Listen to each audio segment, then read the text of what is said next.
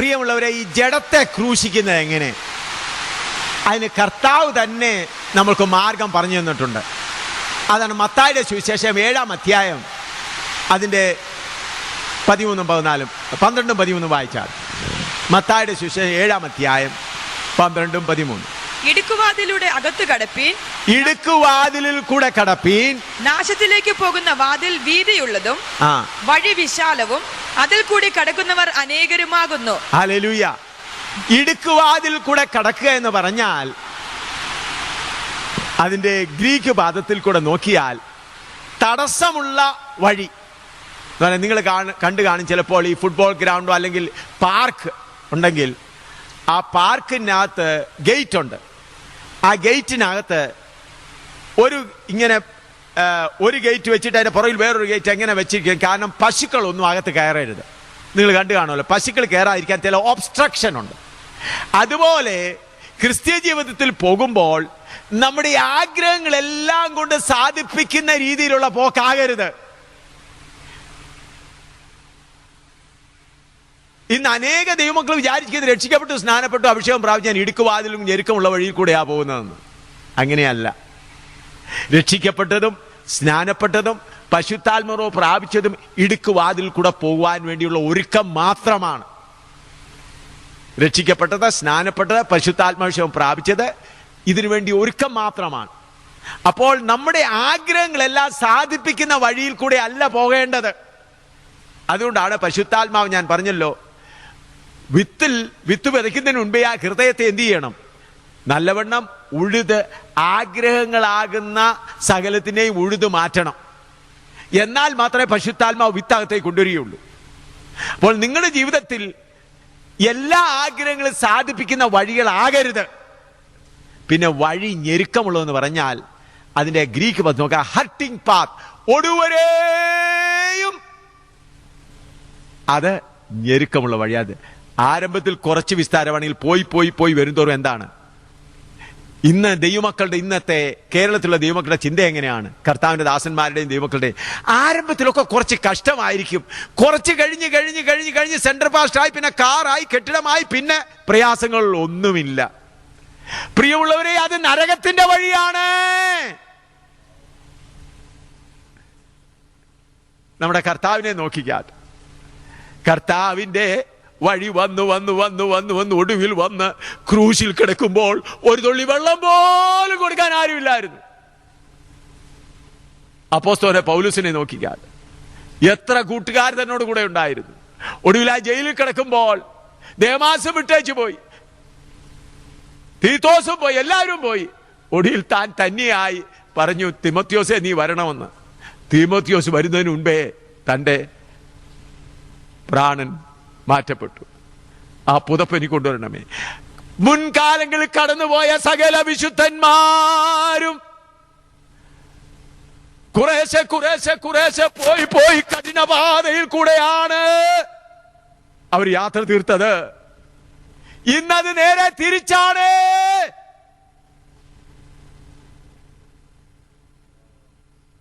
ഇന്ന് നിങ്ങൾ കേരളത്തിൽ കാണുന്നത്, അമേരിക്കയിൽ കാണുന്ന മാതൃകയെല്ലാം നേരെ വചനത്തിന് വിരുദ്ധമായിട്ടുള്ളതാണ്. പോകും തോറും അതുകൊണ്ടാണ് അപ്പോസ്തലനായ പൗലോസ് പറയുന്നത്, വായിച്ചാട്ട് എബ്രായ ലേഖനം 13:12 വായിച്ചാട്ട്. എബ്രായ ലേഖനം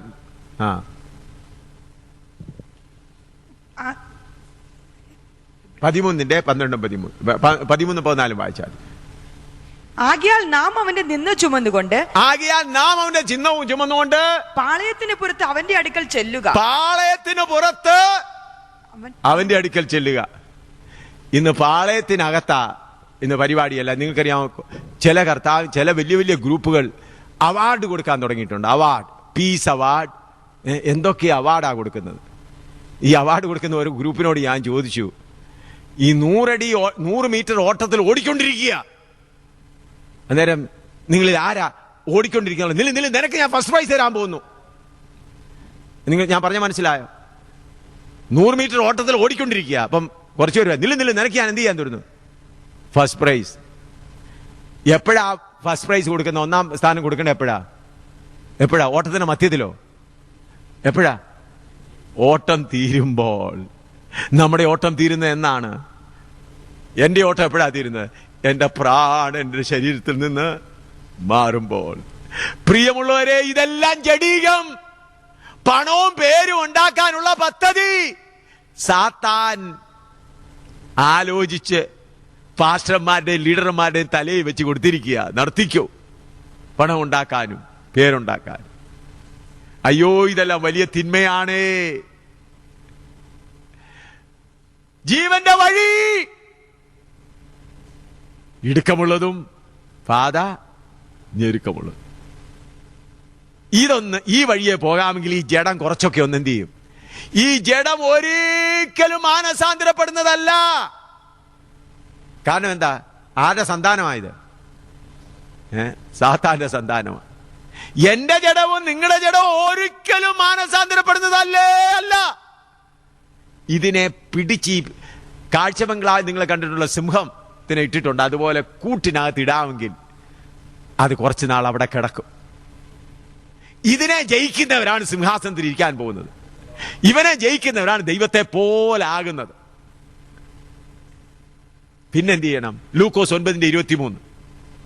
ലൂക്കോസ് 9. വേറെ എന്താ ചെയ്യേണ്ടത്? ലൂക്കോസ് 9:23. പിന്നെ അവൻ എല്ലാവരോടും പറഞ്ഞത്, എന്നെ അനുഗമിപ്പാൻ ഒരുത്തൻ ഇച്ഛിച്ചാൽ അവൻ തന്നെത്താൻ നിഷേധിച്ച് നാൾതോറും തന്റെ ക്രൂശ് എടുത്തുകൊണ്ട് എന്നെ അനുഗമിക്കട്ടെ. നാൾതോറും ക്രൂശ് എടുത്തുകൊണ്ട് എന്നെ അനുഗമിക്കട്ടെ. എന്നാൽ ഇന്ന് കേരളത്തിൽ എന്തോ നടക്കുന്ന വിടുതൽ ശുശ്രൂഷ. വിടുതലുകാരായവർ ട്രക്ക് നിറയെ 10ഉം 12ഉം ട്രക്കും കൊണ്ടുവരും, നിറച്ച് എല്ലാവരുടെയും ക്രൂശ് എടുത്ത് ലോഡ് ചെയ്തുകൊണ്ട് അവരെ കൊണ്ടുപോകും. മത്താച്ചന്റെയും ചാക്കോച്ചന്റെയും മറിയാമ്മയുടെയും എല്ലാരും വിടുതലിന് പോകുക. ഞങ്ങളുടെ ക്രൂശെല്ലാം അങ്ങ് മാറ്റണേ, എന്റെ ക്രൂശെല്ലാം എടുക്കണേ. പ്രിയ സഹോദര, ആ ക്രൂശ് നിനക്ക് തന്നിരിക്കുന്നത് വിടുതലിന് വേണ്ടിയല്ല. ആ ക്രൂശ് ഉപയോഗിച്ച് നിന്റെ ജഡത്തെ മരുക്കി കർത്താവിനോട് അടുത്തു പോകുവാനാണ്. ചിലർ പറയുന്നതിന്റെ ശാപവും ഉണ്ട്. ശാപം മാറ്റാനും ഒരു പാർട്ടി ഇറങ്ങിയിട്ടുണ്ട്. ശാപം മാറ്റാനും. ഒരുത്തൻ ക്രിസ്തുവിലായാൽ അവൻ ആരാണ്? പുതിയ സൃഷ്ടി. സകല പഴയതെല്ലാം കഴിഞ്ഞുപോയി. പ്രിയ ദൈവ ഇതിലെ നീ ക്രൂശിന്റെ ചുവട്ടിൽ വന്നന്ന് നിന്റെ സകല ശാപവും മാറി. പഴയ നിയമ വിശുദ്ധന്മാരുടെ ശാപമൊക്കെ പറഞ്ഞിട്ട് നിന്നിൽ ശാപം ഉണ്ടെന്ന് പറയുക. എന്തോ അത് കേട്ടിട്ട് ദൈവമക്കൾ അങ്ങ് ആ കർത്താവിന്റെ ദാസൻ വന്നു പ്രാർത്ഥിച്ചു കഴിഞ്ഞപ്പോൾ ഞങ്ങളുടെ കുടുംബത്തിന്റെ ശാപമെല്ലാം മാറി. ആ കർത്താവിന്റെ ദാസന്റെ ട്രക്കിനകത്ത് ഞങ്ങളുടെ ശാപമെല്ലാം കൊണ്ടുപോയി. ഞങ്ങൾ എത്ര ആനന്ദമാണ്. വീണ്ടും നിങ്ങളുടെ പണം വല്ലപ്പോഴും പിടിച്ചു പറിക്കാൻ വേറെ മാർഗമൊന്നുമില്ല. ഇതാണ്. പിന്നെ ടെലിഫോണിലോ മറ്റിലോ പറഞ്ഞാൽ മതിയല്ലോ ശാപം മാറ്റാൻ, പ്രാർത്ഥിക്കാൻ. അപ്പോൾ ദൈവമക്കൾ എന്താ പറയുന്നത്? ആ കർത്താവിന്റെ ദാസൻ വന്ന് പ്രാർത്ഥിച്ചു, നമ്മുടെ ക്രൂശും അങ്ങ് പോയി ശവം മതി. അതുകൊണ്ട് 10 രൂപ കൊടുക്കാൻ ഇന്ന് 10,000 കൊടുത്തേക്കാം. സ്തോത്രം. നമ്മുടെ അല്ലെങ്കിൽ അവിടെ ഇവിടെയൊക്കെ പണം ചെലവാക്കരുതില്ല. കർത്താവിന്റെ ദാസൻ 10,000 കൊടുത്തേക്കാം. അപ്പോൾ കർത്താവിന്റെ ദാസന്മാർക്കും സന്തോഷം, നിങ്ങൾക്കും സന്തോഷം. സാത്താനും സ്തോത്രം. ഇവനെ ഏതായാലും മുന്നോട്ട് ഞാൻ വിടുകയില്ല. ഇവനെ സിയോനിൽ പോകാൻ ഞാൻ വിടുകയില്ല. ഇവന്റെ പാസ്റ്റർമാരെ കൊണ്ട് തന്നെ ഇവനെ ഞാൻ ഇവിടെ നിർത്തും. പ്രിയമുള്ളവരെ, ദിവസം തോറും പ്രിയ സഹോദര സഹോദരി, നിനക്ക് ക്രൂശ് ഉണ്ടെങ്കിൽ നിന്റെ ജഡം കൺട്രോളിലിരിക്കും. അത് ചിലപ്പോൾ ഡയബറ്റീസ് രോഗമായിരിക്കും, അത് ചിലപ്പോൾ കുഞ്ഞുങ്ങൾ അനുസരിക്കാത്തതായിരിക്കും, അത് ചിലപ്പോൾ ഭാര്യ ഭർത്താക്കന്മാർ തമ്മിലുള്ള പ്രശ്നമായിരിക്കും, അത് ചിലപ്പോൾ അയൽവക്കത്തുകാരുടെ വഴക്കായിരിക്കും, അത് ചിലപ്പോൾ ജോലിക്ക് കിട്ടുന്ന പ്രയാസങ്ങളായിരിക്കും, അത് ചിലപ്പോൾ ആവശ്യത്തിന് ഒരുപാട് പണം കിട്ടാത്ത അവസ്ഥയായിരിക്കും. ഓരോരുത്തർക്കും അവരവരുടേതായ ക്രൂശ് കർത്താവ് വെച്ചിട്ടുണ്ട്. അത് തനിയെ എടുക്കണം. അത് വിടുതൽകാരുടെ ഇടയിൽ കൊണ്ട് ഇട്ടേച്ചു പോകാനുള്ളതല്ല. ഓരോരുത്തരും പ്രാർത്ഥനയോടെ പണ്ട് കാലങ്ങളിൽ എങ്ങനെയാ ചെയ്ത്? കർത്താവേ കൃപ പകരണമേ, കൃപ പകരണമേ, കൃപ പകരണമേ. എല്ലാവരും പറയുന്നത് സമർത്ഥിയുടെ ഞാൻ സമർത്ഥിയായ സുവിശേഷത്തിൽ വിശ്വസിക്കുന്നതിനാ. ഏതാ സമർത്ഥി അറിയാമോ? റോമാലേഖനം 5:17 വായിച്ചാണ്. റോമാലേഖനം 5:17. ഏതായി സമർത്ഥി?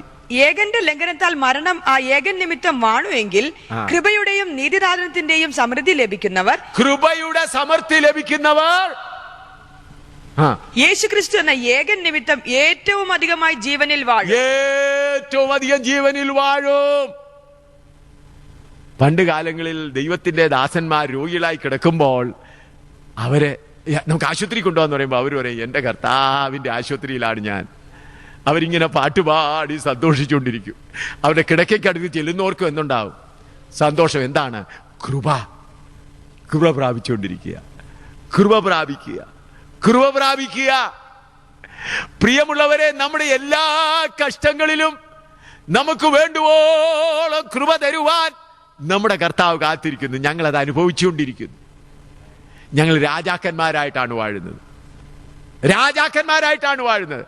എങ്ങനെയാ രാജാക്കന്മാരായി വാഴുന്നത്? കൃപ നിമിത്തം ജീവനിൽ വാഴുകയാണ്. ആയാൽ പ്രിയ ദൈവമക്കളെ, നിങ്ങൾക്ക് ലഭിക്കുന്ന ക്രൂശിനെ ചുംബിച്ചുകൊണ്ട്, കർത്താവേ എന്റെ ജഡത്തെ മരിക്കുവാനായി നീ അനുവദിച്ചു തന്നതാണല്ലോ ഈ ക്രൂശ്. ആ ക്രൂശിന് സ്തോത്രം ചെയ്യണം. ആ ക്രൂശിന് സ്തോത്രം ചെയ്ത്, കർത്താവേ ക്രൂശിനായി സ്തോത്രം. ചിലപ്പോൾ ഭാര്യ ഭർത്താവ് തമ്മിലുള്ളത് അല്പം പ്രയാസമായിരിക്കാം. ഭാര്യയ്ക്കും അത് ക്രൂശാണ്, ഭർത്താവിനും ക്രൂശ്. രണ്ടുപേരും പ്രാർത്ഥിക്കട്ടെ. ഹല്ലേലൂയ. മക്കളുടെ കാര്യമായിരിക്കാം, അയൽവക്കത്തിന്റെ കാര്യമായിരിക്കാം, ശരീരത്തിലുള്ള പ്രയാസങ്ങളായിരിക്കാം. പ്രിയ സഹോദരി, സഹോദര, നീ ദൈവത്തിന്റെ കൈകളിൽ ഇരുത്തപ്പെട്ടവനാണ്. നിന്റെ തലമുടിയിലെ രോമം പോലും അവൻ എന്ത് ചെയ്തിരിക്കുന്നു? എണ്ണിയിരിക്കുന്നു. ഒന്നും അറിയാം അവനത് എന്ത് ചെയ്യുന്നില്ല. മുൻപ് നമ്മൾ പാടുമായിരുന്നു, എന്റെ കഷ്ടങ്ങൾ ദൈവം തരുന്നതാൽ എന്റെ പ്രാണനെ ഞാൻ യാഗമാക്കുന്നു. ഇന്നെനിക്കു വന്നു നേരിടുന്നതെല്ലാം തൻഹിതമാണെന്നു ഞാൻ അറിയുന്നു. ഈ പാട്ടിന്ന് പാടുന്ന എത്ര കർത്താവിന്റെ മക്കളുണ്ട്? ഈ പാട്ടാൻ എത്ര പേർക്ക് സാധ്യമുണ്ട്? വല്ല വിടുതലുകാരും വന്നായിരുന്നെങ്കിൽ പാസ്റ്ററെ വിടുതലുകാരെ ഒന്ന് വരുത്തിക്കേ. പ്രയാസങ്ങളായിരിക്കുന്നു, സഭയിൽ പ്രയാസങ്ങളായിരിക്കും. ഒരു വിടുതലുകാരൻ വന്നു, 3 മാസം ആശ്വാസമായി, പിന്നെ വേറൊരു വിടുതലുകാരൻ. അങ്ങനെ വിടുതലുകാർ കൂട്ടം കൂട്ടമായി വന്നുകൊണ്ട് സഭയിൽ ആളുകൾ ഒന്നും കൂടുകയല്ലയോ. അയൽവക്കത്ത് കിടക്കുന്ന ഓരോരുത്തരും ഗോപിയും കൃഷ്ണനും എല്ലാം വരികയാണ്. കാരണം അവർക്കും എന്ത് വേണം? വിടുതൽ വേണം. മുഹമ്മദിനും എല്ലാവർക്കും വിടുതൽ വേണം. നമ്മുടെ സഭയെ പോലെ വിടുതൽ നടത്താൻ വേറെ ആരുമില്ല. ഒടുവിൽ കർത്താവിന്റെ കാഹളം തന്ന സഭ സ്വർഗത്തിൽ പോയി കഴിഞ്ഞിട്ട് ഇവിടുത്തെ വിടുതൽ പ്രോഗ്രാമിന് കുഴപ്പമൊന്നും വരികയില്ല. അത് തുടരെ നടക്കും. തുടർന്ന് ഒരു 7 വർഷം കൂടെ വിടുതൽ പ്രോഗ്രാം നടന്നുകൊണ്ടിരിക്കും. ഇവിടുത്തെ വിടുതലിനൊന്നും, വിടുതൽ യോഗങ്ങൾക്കോ അതിന്റെ ബാനറിനോ അതിന്റെ കൊട്ടും മേട്ടിനോ ഒന്നും ഒരു കുഴപ്പവും വരികയില്ല. എന്നാൽ ദൈവത്തിന്റെ സഭ തങ്ങളെ തന്നെ ജയത്തിൽ വേണ്ടി നടക്കുന്നവർ എന്ത് ചെയ്യും? കർത്താവ് എനിക്ക് തന്ന ക്രൂശിനായി സ്തോത്രം. നിങ്ങൾക്കറിയാമോ, നിങ്ങൾ സ്വർഗത്തിൽ ചെല്ലുമ്പോൾ കർത്താവെ എനിക്ക് തന്ന അനുഗ്രഹത്തിനായിട്ട് ഞാൻ സ്തോത്രം പറയുന്നത് നിങ്ങൾ പറയുകയില്ല. കർത്താവേ എനിക്ക് തന്ന കഷ്ടങ്ങൾക്കായി സ്തോത്രം, എനിക്ക് തന്ന നിന്ദകൾക്കായി സ്തോത്രം, എനിക്ക് തന്ന അപമാനങ്ങൾക്കായി സ്തോത്രം. അതാണ് എന്നെ ഇവിടെ കൊണ്ടുവന്നത്. നമുക്കൊരു തകർന്ന ഹൃദയമുണ്ടായി മുൻപോട്ട് പോകുവാൻ. ഹല്ലേലൂയ. പ്രിയമുള്ളവരെ, അതുകൊണ്ട് കർത്താവായ യേശുക്രിസ്തു നമ്മെ ഏൽപ്പിച്ചിരിക്കുന്ന, നമ്മൾക്ക് തന്നിരിക്കുന്ന മാർഗം നിന്നയും അപമാനവും എടുത്തുകൊണ്ട് എന്ത് ചെയ്യണം? പാളയത്തിന് പുറത്തു പോകണം. ഈ പാളയത്തിന് പുറത്തെ അവസ്ഥ നിങ്ങൾക്കറിയാം. അന്ന് പട്ടണങ്ങളാണുള്ളത്. ആ പട്ടണങ്ങൾക്ക്, അന്നത്തെ പട്ടണങ്ങൾക്ക് ചുറ്റും മതിലുകളുണ്ട്.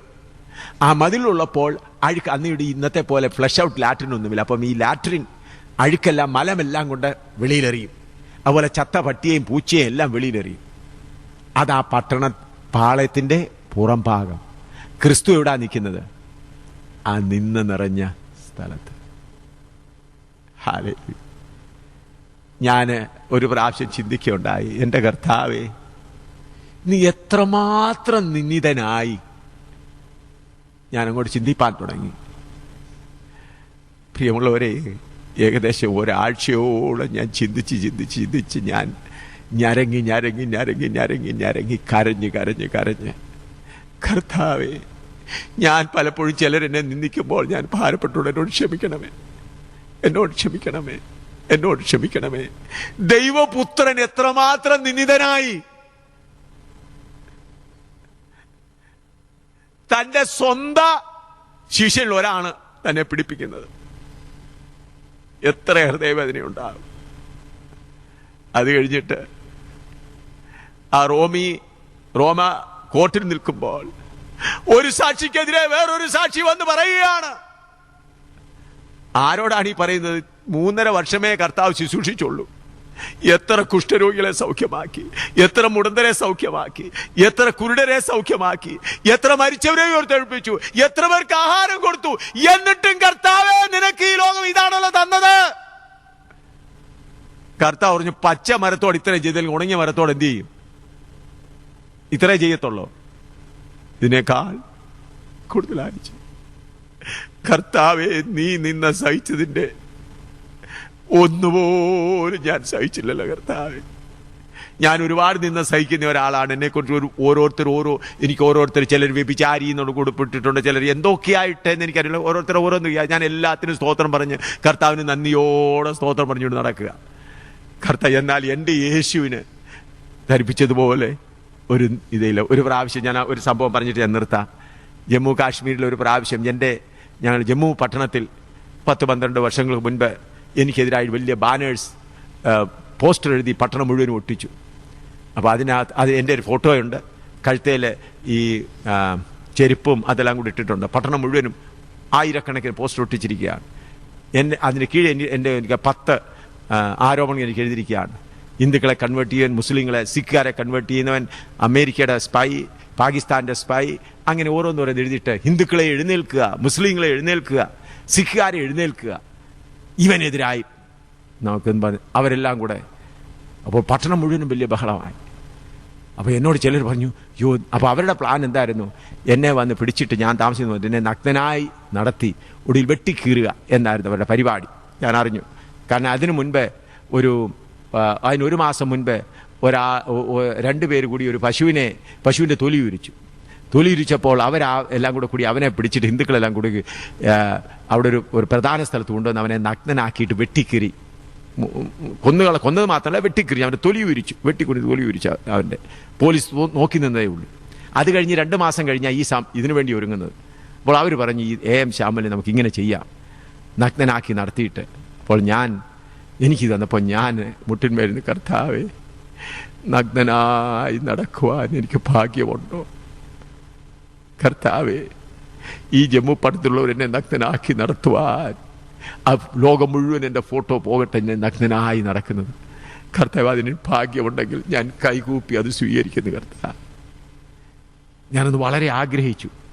എന്നാൽ കർത്താവിൻ്റെ സമയമായില്ല. കർത്താവ് പറഞ്ഞു, അവരുടെ ഇടയ്ക്ക് പോയി അവരെ അറസ്റ്റ് ചെയ്തോളാൻ പറഞ്ഞു. ഞാൻ 10,000-കണക്കിന് ആളുകളുണ്ട്, ഇതെല്ലാം തലയിൽ ബാൻഡെല്ലാം കെട്ടി മുദ്ര വിളിച്ചുകൊണ്ടിരിക്കുക. ഞാനൊരു ടീഷർട്ടും എടുത്തുകൊണ്ട് അവരുടെ മധ്യത്തിൽ ചെന്ന് സ്കൂട്ടറിൽ ചെന്നിട്ട് യേശുവിൻ്റെ നാമത്തിൽ ഇവിടുന്ന് മുൻപോട്ട് പോകരുതെന്ന് പറയും. കർത്താവിന് പറഞ്ഞു കഴിഞ്ഞ് പോകുന്നു. അത് കഴിഞ്ഞ് അവിടുന്ന് ഞങ്ങളുടെ അവിടത്തേക്ക് വരണമെങ്കിൽ പിന്നെ 3/4 കിലോമീറ്റർ കൂടെ വരണം. അവർക്ക് 3/4 കിലോമീറ്റർ അല്പം കൂടുതലുണ്ട്. അത്രയും അടുത്ത്. ഞങ്ങൾ വാടക വീട്ടിൽ താമസിക്കുക.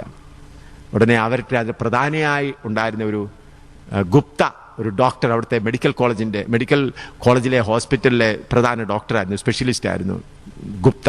അവനാണ് ഇതിന് പ്രധാനിയായി നടന്നത്. അവൻ മോട്ടോർ സൈക്കിൾ എടുത്ത് അങ്ങോട്ട് വഴി കാണിക്കാനുണ്ട് പോയ വഴി എങ്ങനെയോ ഒരു ഇലക്ട്രിക് പോസ്റ്റിൽ ഇടിച്ചു, താഴെ വീണു. അവൻ്റെ തലച്ചോറ് പൊട്ടി, തലച്ചോറ് കീഴെ വീണു. തലച്ചോറ് വീണ് കൊടുത്തപ്പോൾ 2 പട്ടി അവിടെ തയ്യാറായിരുന്നു. ആ തലച്ചോറ് മുഴുവൻ അങ്ങ് തിന്നു. ഇത് ആളുകളുടെ ഒരു 50 യാർഡ് അപ്പുറത്താണ് ഇത് കാണുന്നത്. ഇത് കണ്ടപ്പോഴത്തേക്ക് അവർക്കെല്ലാം വളരെ ഭയമായിപ്പോയി.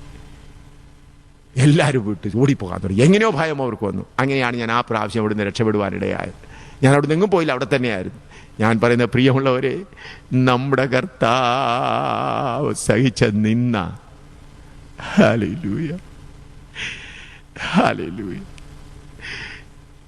അന്ന് യെരുശലേമിൽ ഇന്നത്തെ പോലെ 10,000-20,000 ആളുകളില്ല.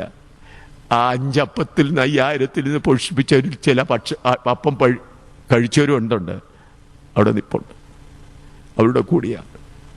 എല്ലാവരും കൂടി അവനെ നിന്ദിച്ച് അവനെ ഒടുവിൽ കൊണ്ടുപോയി മുട്ടിന്മേ നിർത്തിയിട്ട് അവൻ്റെ കയ്യിലൊരു കോലും കൊടുത്തിട്ട്, യഹൂദന്മാരുടെ രാജാവേ ജയ ജയ എന്ന് പറഞ്ഞിട്ട് അവന്റെ മുഖത്തെ ഓരോരോ മുഖം വലിച്ചു പറിക്കുകയും രോമം വലിക്കുകയും അവന്റെ മുഖത്ത് തുപ്പുകയും ചെയ്തു.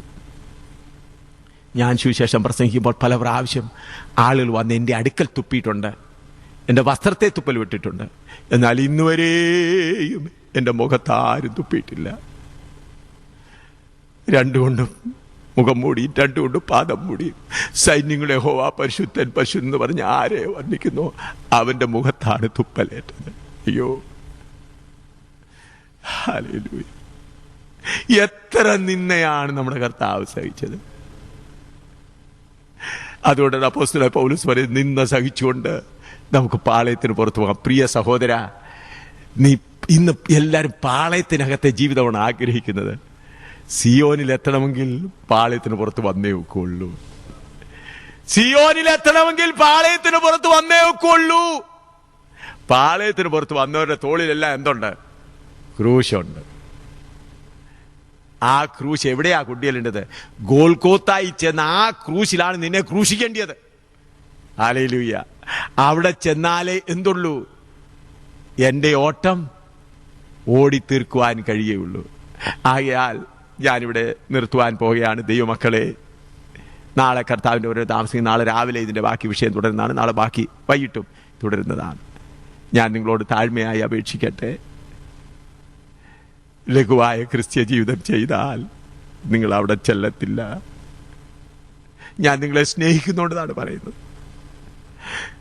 നിങ്ങളെ സ്നേഹിക്കുന്നതുകൊണ്ട് ഞാൻ ഇങ്ങനെ ഉറച്ച് കഠിനമായി പറയുന്നത് എന്താണ്?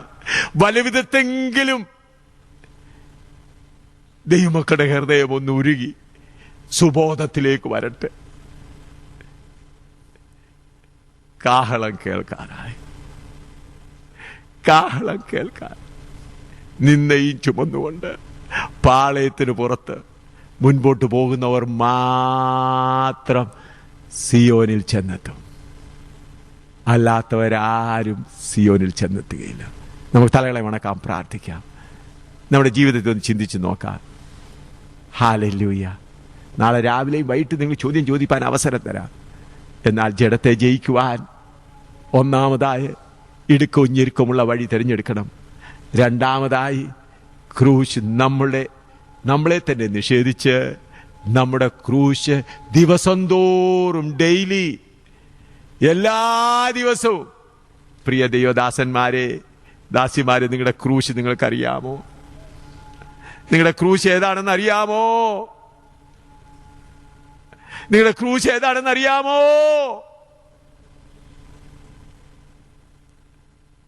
ഒരുപക്ഷെ പൗലോസിനെ പോലെയുള്ളതായ ഒരു ക്രൂശായിരിക്കാം. പൗലോസ് പറഞ്ഞു, ഒരു ശൂലം സാത്താന്റെ ദൂതൻ തന്നെ കുത്തുവാൻ കർത്താവ് പറഞ്ഞു, എന്റെ കൃപ നിനക്ക് മതി, എന്റെ കൃപ നിനക്ക് മതി, എന്റെ കൃപ നിനക്ക് മതി. നമ്മളെ തകർന്ന ഹൃദയമുള്ളവരാക്കി എപ്പോഴും ക്രിസ്തുവിനോട് ചേർന്ന് നടക്കുവാൻ നമ്മുടെ ക്രൂശ് നമുക്ക് സഹായമാകും. ആയാൽ കേരളത്തിലുള്ള ദൈവജനമേ, വടക്കഞ്ചേരിയിലുള്ള ദൈവജനമേ, നിങ്ങളുടെ ക്രൂശിനെ ചുംബിച്ചുകൊണ്ട് പോകേണ്ടതാണ്. ഒരു വിടുതലുകാരന്റെയും കയ്യിൽ കൊടുത്തയക്കാനുള്ളതല്ലേ അത്. ഹല്ലേലൂയ! ഹല്ലേലൂയ! ഹല്ലേലൂയ! നമുക്ക് പ്രാർത്ഥിക്കാം.